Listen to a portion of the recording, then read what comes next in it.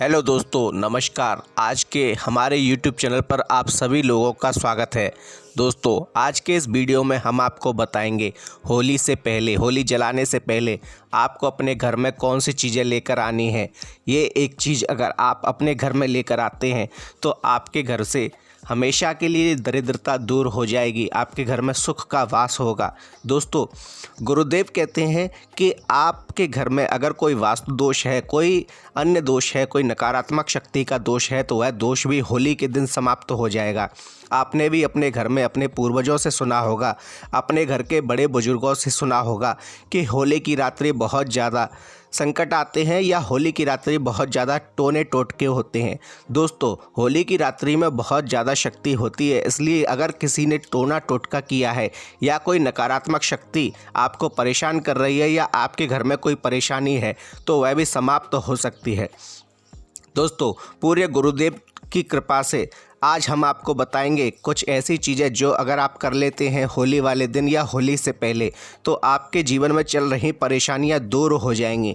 दोस्तों, आपके घर में चाहे आर्थिक परेशानी हो, शारीरिक परेशानी हो, आपके घर में कोई बीमार हो अथवा अन्य तरह की कोई परेशानी हो, आपके घर में कलह चल रही हो, परेशान हो रहे हो लोग, तो भी दोस्तों वे सभी परेशानियां होली से आपका पीछा छोड़ देंगी।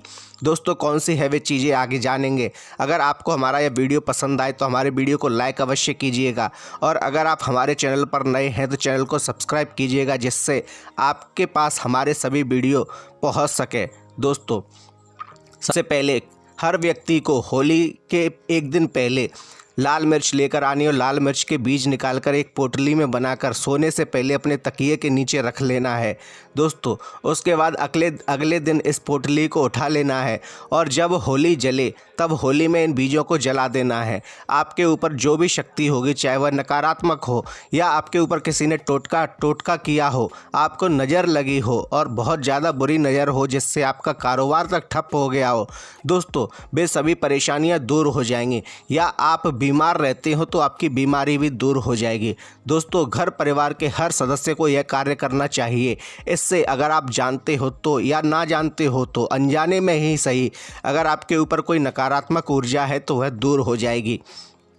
अगला, दोस्तों, आपको होली से पहले अपने घर में नींबू और मिर्ची ज़रूर लानी है और नींबू मिर्ची की एक माला बनाकर अपने द्वार पर टांग देनी है। यह वही नींबू मिर्ची है जो आपने अनेक प्रतिष्ठानों पर बाहर लगी हुई, लटकी हुई देखी होगी।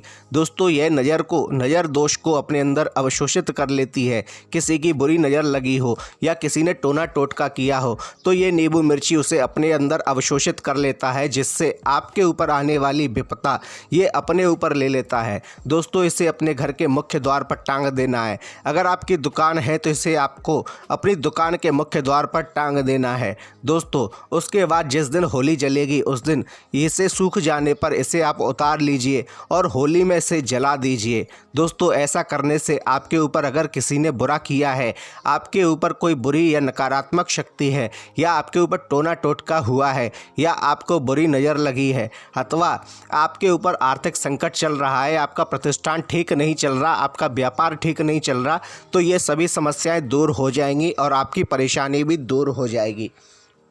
नंबर 3, दोस्तों, आपको होली वाले दिन जब होली जल जाए तो उसके बाद आपके पूरे परिवार को अथवा आपको होली की जो राख होती है वो राख अपने शरीर पर अवश्य लगानी है। चाहे आप तिलक के रूप में लगाएं, संभव हो सके तो आप अपने पूरे शरीर पर लगाएं और संभव अगर नहीं है तो आपको होली की राख का एक टीका अवश्य लगाना है।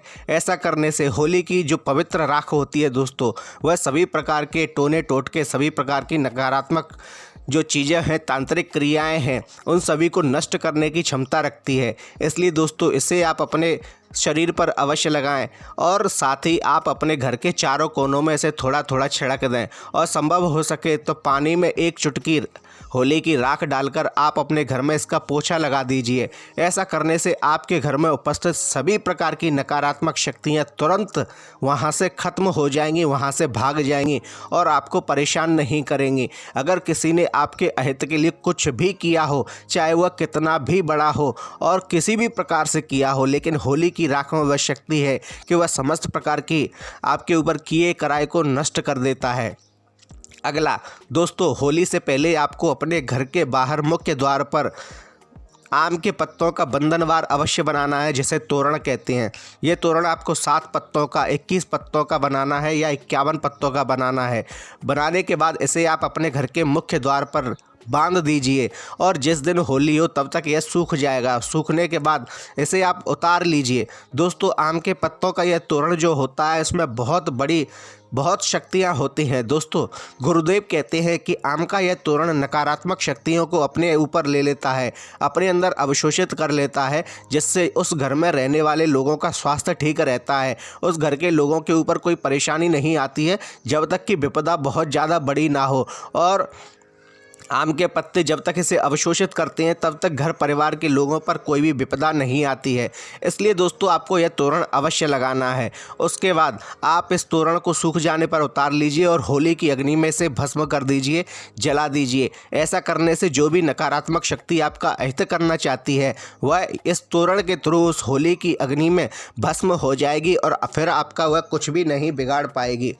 अगला दोस्तों, आपको होली से पहले भगवान श्री नरसिंह का एक शांत रूप वाला, जिसमें जो उनके भक्त प्रहलाद हैं वे उनकी गोद में बैठे हों, ऐसा भगवान का एक तस्वीर, एक फ़ोटो आपको अवश्य लेकर आना है।